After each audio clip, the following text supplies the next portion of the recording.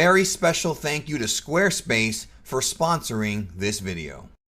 On the previous edition of the Geekdom 101 Transformation Guide, I went into all of the Frieza forms. Now I figured it'd be natural to move forward in the series and discuss the next supervillain that the Z Fighters would battle against, and that would of course be Cell. So on this video, we're going to go through Cell's various transformations and explain them in detail like never before.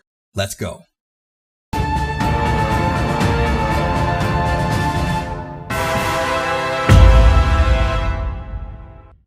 In the video I did about Frieza's transformations, I discussed how Frieza's forms work sort of backwards in that his base form is his final form, and he created the other forms to suppress his power. With Cell, it's totally different than Frieza or even the Saiyans. Cell has to absorb two specific characters to change his physical appearance. We find out that Cell does absorb regular humans to increase his power, and even in GT they tease that he almost absorbed Goku at one point. But there are two specific artificial humans, 17 and 18, that were created specifically not just to kill Goku, but also part of the master plan of the Red Ribbon survivalists to get revenge on Goku by becoming essentially part of Cell's perfect body. So it makes you wonder if 17 and 18 were just created as a byproduct of Cell, or if Cell was Plan B. I'm not going to get into that in this video, but we're going to go through Cell's transformations, not in the order of appearance this time,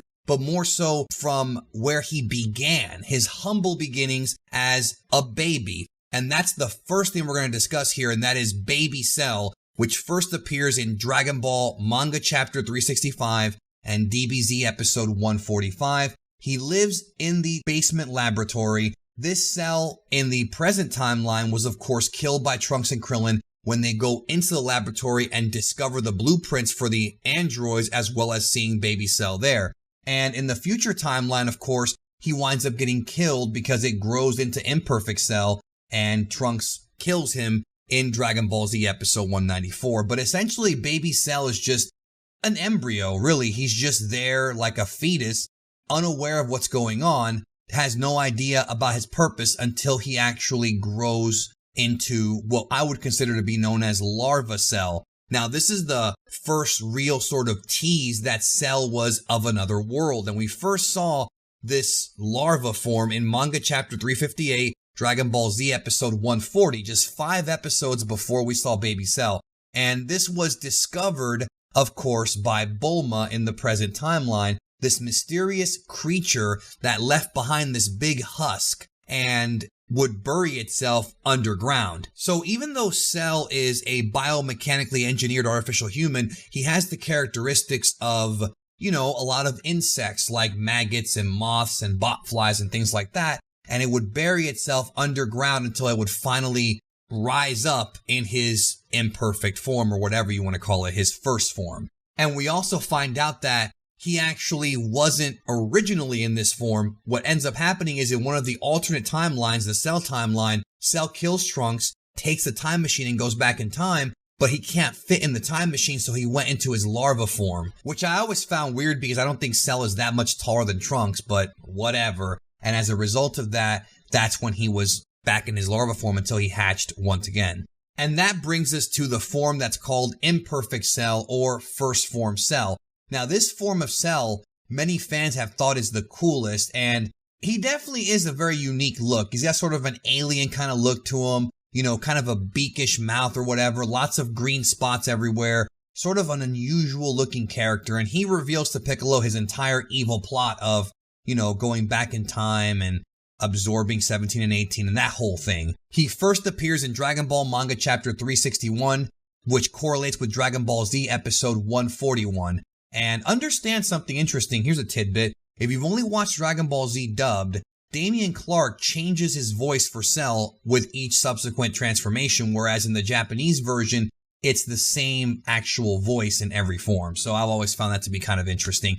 Either way, he looks to be like a teenager in a way, lizard-like, not fully formed. Then we have second form Cell, which is the Cell that appears after absorbing Android 17 and a whole bunch of humans from town to town. But of course, 17 was the one that triggered his evolution. Now, this version of Cell was able to annihilate Android 16, something that Imperfect Cell could not do. Now, some fans have referred to this form as semi-perfect Cell. That is a fan-made term. The original actual term is just second form Cell. But either way, we first see this in Dragon Ball Z episode 152, which correlates with manga chapter 372. And he's very powerful, but he's not a match, nowhere close to being a match, to Super Vegeta and, of course, his son Trunks. I, of course, covered Vegeta and Trunks' powers in previous editions of this transformation guide when we talked about Grade 2 and Grade 3 Super Saiyans. So, unfortunately, Vegeta's hubris took control of him, allowed Cell to absorb 18, and then we have Kanzentai Seru, Perfect Cell. And this is absolute perfection, according to him. He has the cells of Goku and many of the other Z fighters. He is stronger than Super Saiyans easily, Goku, Vegeta, and Trunks. He is so strong that when he first became Perfect Cell, he was referred to as a god of destruction by the narrator. Now, obviously, this is before Toriyama came up with Beerus, so you can't take that as a literal title, but you can take that with the fact that Krillin threw a full power Kienzan at his neck and did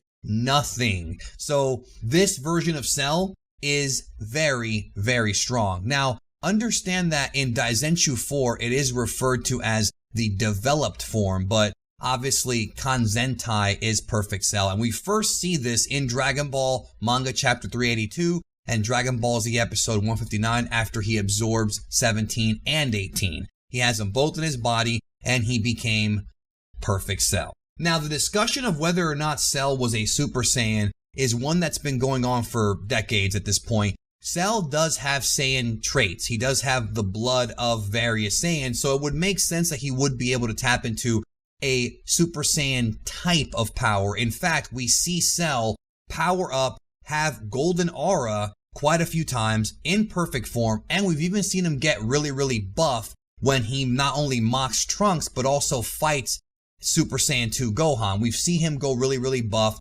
Some fans have said this is Cell tapping into Grade 2 and Grade 3 Super Saiyan. It could be. Again, we see this in manga chapter 387 and Dragon Ball Z 165 for the first time.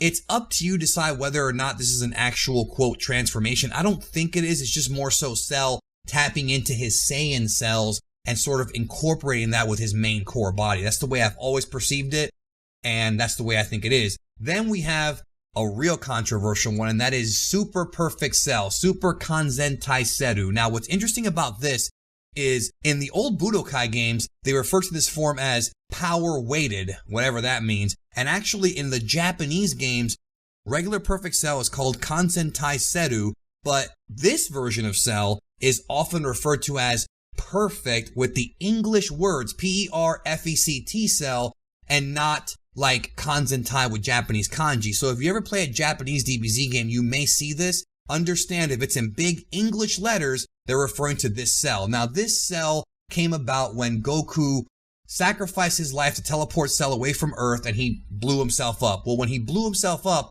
a single cell of his nucleus survived and was able to regenerate and somehow was able to, I guess inside of his neural processor or something, have the memories of his perfect form, but also he was able to use what is referred to as a Zenkai / a Saiyan power, not the form, the ability, and was not only able to regenerate into his perfect body, but actually got quite the power boost into becoming Super Perfect Cell. This was in Dragon Ball manga chapter 413, which correlates with DBZ episode 189. Now, a lot of fans throughout the years have theorized that Super Perfect Cell is like his equivalent of Super Saiyan 2, which makes sense. I mean, he's a lot stronger, he looks to be a lot bigger, and he's got the lightning bolts around him. So it is possible that it's sort of like his equivalent to Super Saiyan 2 by tapping into those beautiful Saiyan cells that he has inside of him that keep giving him stronger and stronger power, including the ability to exploit Zenkai. To me, this is one of the biggest Zenkai power boosts in the entire series. And even though it looks as if he was able to overpower and rival Super Saiyan 2 Gohan, Gohan was holding back, as Goku stated to him, because he was afraid of the Earth being destroyed by him in Cell's battle. But Goku assures Gohan that he needs to use all his power, and when he does, Cell got sent to dust. So no matter what, Cell's power was impressive, but he was still below Gohan, which I'll do a whole video on that because I think some people really underestimate Super Saiyan 2 Gohan. Either way, this is the last time that we see Cell in his super perfect form. Will Cell return like everybody else has? Maybe, but until now, that is every version, every form of Cell we've seen in Dragon Ball Z. Thank you again for watching the transformation guide. Hope you enjoyed it, and I'll see y'all in the next one. Once again, I want to thank Squarespace for sponsoring this video. Building a website can be annoying and challenging, but Squarespace makes it easy for any online entrepreneur or even a hobbyist to create a fully integrated website, including things like linking social media accounts, mailing lists, email campaigns. It even has an audio block feature where you can embed audio from iTunes into your blog, so it supports podcasts as well for all you podcasters out there. Plus, there are tons of pre-built templates and customization options for anyone. And the best part is they have 24/7 support in case you get lost. Try it for free and 10% off your first purchase at squarespace.com/geekdom101.